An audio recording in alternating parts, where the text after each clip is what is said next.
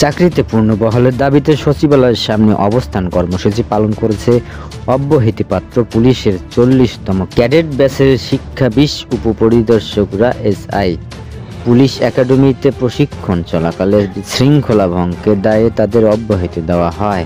সকালে সচিবালয়ের সামনে তারা এই অবস্থান কর্মসূচি শুরু করেন। এ সময় সচিবালয়ের সামনে কমপক্ষে 200 জনকে ব্যানার নিয়ে দাঁড়িয়ে থাকতে দেখা গেছে। এ সময় কেউ কেউ স্লোগান দিলেন, লাল সবুজের বাংলায় বৈষম্য ঠাঁই নাই।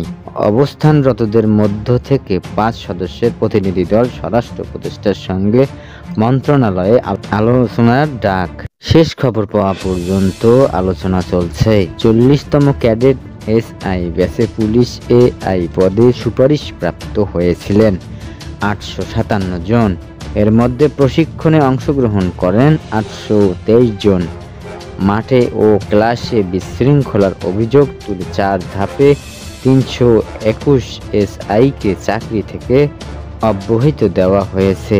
এর মধ্যে পুরুষ 288 জন এবং নারী 33 জন।